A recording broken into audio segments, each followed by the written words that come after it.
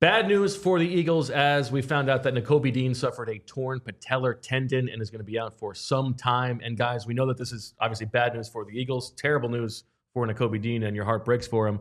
But I want to ask you what you think this means for Zack Baun's future with the Eagles, because if you had Nakobe Dean, maybe you would not have to go to pay Zack Baun at the top of the market. We know that he's an impending free agent, first team All-Pro. Do you think that this injury makes it more likely that Zack Baun returns to the Eagles, Zach?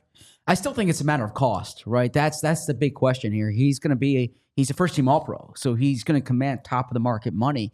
But you are correct. If they let him walk, and if Nakobe Dean's injury stretches beyond or into the 2025 season, which we imagine it has a good chance of happening, the Eagles would have to replace two linebackers. Vic Fangio has been on record saying defense needs good linebackers. And I know Jeremiah Trotter Jr. is an exciting prospect, but it's not as if like even when they let TJ Edwards and Kaiser White go a few years ago, they knew they had Nakobe Dean waiting. Right. I don't know if the Eagles would want to be in that position again. So I think it prioritizes it even more. Yeah, I don't think that Zack Baun and his camp needed any extra leverage based off of how the season has progressed, but certainly you would feel like the level of urgency for the Eagles has gone up a notch. When you lose Nakobe Dean, I don't think they want to be in a position where they're replacing both guys going into 2025. That said, his agent is going to want to get Zack Baun to the market. This is a player who is a first-team All-Pro and has a skill set that everybody in the league is going to want, and so it's possible that the Eagles are just not the highest bidder here. And this injury for Nakobe Dean not only wipes out probably the first half of his season next year, it also calls into question, how effective he will be when he does return, both for next season and moving forward. So yes, if Zack Baun is priced out for the Eagles, they're going to have to bring in two starting caliber linebackers. Yeah, the one thing I would really consider here is the Eagles have never been, now they haven't paid linebackers. They've shown that. And Zack Baun has earned top of the market money. But the Eagles also, at least in recent history, have never been in a position where they've had promising corners the way they have. And so if Darius Slay's not back next year, you could see a world in which it's Cooper DeJean and Quinyon Mitchell, two corners on cost-controlled contracts, which is pretty rare. And money, they typically allocate big money to corners.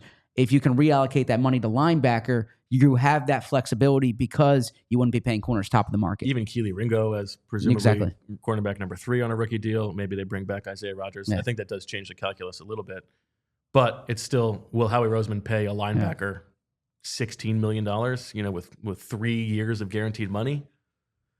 I don't know if he has that in him. You said the same thing about running back, though, but even that's a 2-year deal. It'll depend on what the structure of the contract is. Yeah. When you look at last year's offseason, the 3 big names were Patrick Queen, who went to the Pittsburgh Steelers, Azeez Al-Shaair to the Houston Texans, and then when you look at Frankie Louvu, who went to the Washington Commanders, all 3 players were between $12 and $14 million a year AAY. That would be like in that second tier, maybe third tier of at the position. Matt Milano, he's up over $14 million a year. And then you get into like the Roquan Smith, Fred Warner, Tremaine Edmonds, and it's those 3 players who are all north of 18 a year. So I think when you're looking at Zack Baun, look, this is a guy that led all linebackers in All-Pro voting this year. He had more than first place votes than Fred Warner did. I'm sure that his camp will probably make the push for him to be in that upper tier. I don't think he'll probably get there, especially off of last year's 29. Contract. Yes. I think he's not. It's not like his first contract. Yep. I do think he'll probably be north of 14. The thing is that you've got Milton Williams, who will likely be in that same range, Josh Sweat, who will likely be in that same range, Mekhi Becton, who will all likely in that same bucket. We're talking between like 40 and 20 million a year. It's going to be you're going to have to make some decisions there if you're Howie Roseman and the Eagles. And Zach, franchise not an option here. Franchise tag.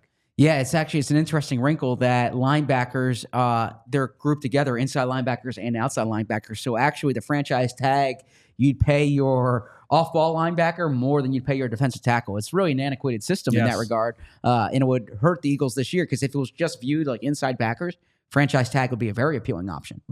Yeah, all right. Well, very interesting offseason decision for the Eagles to make. I think fair to say that the Dean injury changes how much the Eagles might be willing to pay Zack Baun, but we don't know yet if that will be within their price range. One of the very interesting storylines of an offseason that hopefully for Eagles fans is still months away. We all silly like the mayor.